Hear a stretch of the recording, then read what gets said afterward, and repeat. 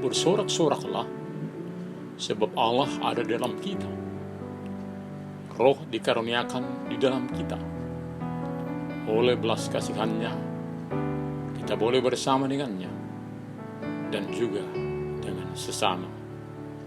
Selamat hari Minggu Jubilate, Bapak, Ibu, saudara-saudara dan anak-anak kami yang dikasihi Kristus Yesus. Emmanuel. Mari kita berdoa. Damai sejahtera Allah yang melampaui segala akal akan memelihara hati dan pikiranmu dalam Kristus Yesus. Amin.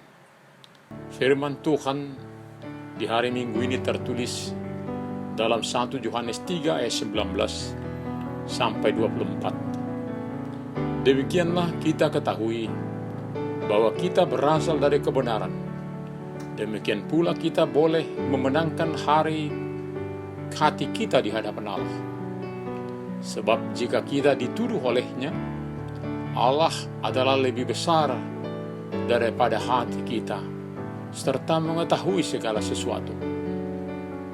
Saudara-saudaraku yang kekasih, jikalau hati kita tidak menuduh kita, maka kita mempunyai keberanian percaya untuk mendekati Allah. Dan apa saja yang kita minta, kita memperolehnya daripadanya, karena kita menuruti segala perintah-Nya dan berbuat apa yang berkenan kepadanya. Dan inilah perintah-Nya itu, supaya kita percaya akan nama Yesus Kristus Anak-Nya, dan supaya kita saling mengasihi sesuai dengan perintah yang diberikan Kristus kepada kita. Barang siapa menuruti segala perintah-Nya, ia diam di dalam Allah dan Allah dalam dia. Dan demikianlah kita ketahui bahwa Allah ada di dalam kita, yaitu Roh yang telah Ia karuniakan kepada kita. Beberapa minggu lalu kita diminta untuk tidak mengeraskan hati sehingga tidak percaya akan Yesus yang bangkit. Lalu saat ini kita diminta untuk membebaskan diri dari hambatan berjumpa dengan Allah, disebabkan oleh hati nurani yang menuduh bahwa kita tidak layak dan mampu berjumpa dengan Allah. Pernah seorang dosen dogmatika berkata, hati nurani juga butuh penebusan Kristus, karena pasti juga ikut berdosa. Artinya hati nurani boleh benar, boleh tidak benar. Kita boleh bandingkan dengan hati yang membenci. Maka ketika dia tidak berlaku benar, kita harus melampauinya atau tidak menurutinya, sebab menjadi penghalang berjumpa dengan Tuhan yang sungguh mengasihi kita. Terutama kita berasal dari kebenaran yang pasti memberikan ketentraman, damai sejahtera. Pengertian hati nurani ini harus kita pahami dengan jelas, apalagi ketika kita bertindak dengan suruhan atau tuntunan hati. Jangan sampai kita melupakan bahwa belas kasihan Tuhan lebih kuat, lebih tinggi dari hati nurani kita. Maka hati yang gundah gulana, hati yang menuduh membuat kita kebingungan, akan ditentramkan oleh Tuhan kita. Ketika kita dituduh oleh hati nurani kita, maka akan kita ingat Allah lebih besar dari hati nurani kita, yang mengetahui segala sesuatu, melihat jauh daripada kita, dan lebih tajam.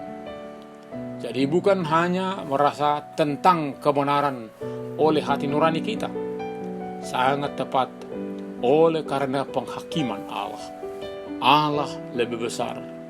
Tentunya dari hati nurani boleh naik banding kepada Allah. Kita akan melampaui hati yang menuduh. Saya sungguh tidak layak menghadap Allah. Sungguh besar dosa-dosaku. Sangat tidak pas. Rasa tertuduh ini membuat kita menjadi jauh dan semakin jauh dari Allah. Jangan merasa tertuduh yang menghambat pergerakan kita. Dengan melampaui perasaan itu, kita mempunyai keberanian percaya mendekati Allah. Karena ketika kita berdosa, tercelah, masuk dalam lumpur dosa, kita sangat membutuhkan perjumpaan dengan Dia yang akan menolong, mengampuni kita. Kita butuh firman Tuhan menolong dan memperbaharui kita. Akan jangan sampai pemikiran kita, hati nurani yang menuduh, menghalangi kita boleh menghadap kepadanya untuk memohon kebaikannya. Ada pernah seorang pejabat yang mendengar dirinya akan memperoleh atau menjabat suatu jabatan yang lebih tinggi dari jabatannya saat itu. Lalu ia bertanya, mencari, siapakah kira-kira yang boleh jumpai untuk boleh mendoakan dan doanya manjur sehingga saya lolos seleksi dan boleh menduduki jabatan idaman banyak orang ini? Betapa ada yang berharap doanya selalu terkabul. Lalu bagaimanakah itu boleh terwujud? Dan apa yang perlu kita lakukan? Kita mempunyai hati nurani yang baik dan memperoleh apa yang kita minta, sebab kita menuruti segala perintahnya serta berbuat apa yang berkenan kepadanya. Betapa membahagiakan ketika Tuhan menjanjikan apa yang kita minta akan diberikan. Hal ini dinyatakan diawali dari kesetiaan hidup menuruti perintahnya, berbuat apa yang berkenan kepadanya. Jadi meminta dari Tuhan sudah diawali dengan meminta, mengenal, dan menghidupi kehendaknya. Ketundukan kepada perintah Allah juga membuat nurani bersih, sebab nurani sudah ditebus dan terus-menerus diperbaharui Kristus. Dan inilah perintahnya itu, supaya kita percaya akan nama Yesus Kristus anaknya. Percaya ini juga adalah percaya yang terus-menerus, bukan sekali atau sekali-sekali, tetapi konsisten di dalam segala keadaan. Wujud dari percaya ini tentu sekali akan nampak dalam kehidupan bersama, yakni saling mengasihi sesuai dengan perintah yang diberikan Kristus kepada kita. Maka saat kita meminta kepada Tuhan, koreksilah selalu diri kita. Apakah masih setia dalam iman percaya kepada Kristus? Lalu bagaimanakah kadar cinta kasih kepada sesama? Masihkah tetap mengalir? Barang siapa menuruti segala perintahnya, ia diam di dalam Allah dan Allah di dalam dia. Diam di dalam Allah. Kita patuh menjaga hubungan dengannya. Kemudian ada tanda-tanda bahwa Allah yang sedang ada bersama kita ketika terus-menerus melakukan kehendaknya di dalam berbagai keadaan. Dan demikianlah kita ketahui bahwa Allah ada dalam kita, yaitu Roh yang telah Ia karuniakan kepada kita, yang akan menyertai kita dalam menghadapi berbagai persoalan hidup. Diam di dalam Allah dan Allah di dalam kita. Dampaknya kita melakukan sepenuhnya perintahnya. Hal itu tentunya tidak akan melelahkan, tetapi menggembirakan untuk dilakukan sebaik-baiknya. Jadi dalam kehidupan sangat perlu memahami betapa Tuhan sangat mengasihi kita, lalu memberi perintahnya untuk kita lakukan, yakni mengajar, membimbing, serta melindungi. Semuanya adalah untuk kebaikan kita bersama. Tetaplah bersedia dituntun, dibimbing, dikuatkan Roh yang ada dalam kita. Dalam keterhubungan dengan Allah, keadaan ini akan diperkuat oleh doa, pujian, belajar, dan menghidupi firman-Nya, lalu selalu terhubung dengan sesama dalam kasih. Amin. Mari kita berdoa. Terima kasih Bapa. Kami bersorak-sorak sebab Roh Tuhan ada dalam diri kami yang akan menuntun melakukan hal yang tepat dan benar. Biarlah kami senantiasa dituntun oleh Roh-Mu untuk tetap bersukacita melakukan hal-hal yang Engkau kehendaki. Janganlah sampai nurani kami menjadi benteng yang membatasi kami terhubung dengan kasih-Mu. Sertai kami Tuhan di minggu ini. Hanya dalam nama Tuhan Yesus kami berdoa. Amin.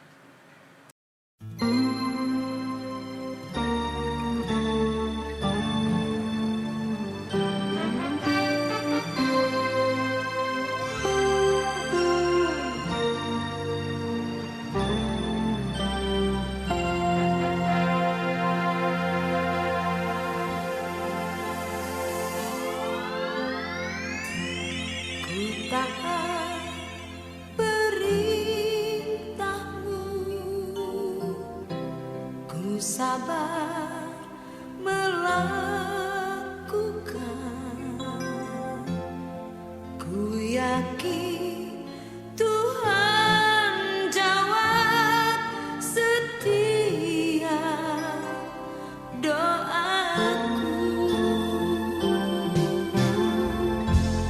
Ku taat perintah-Mu, ku sabar melakukan.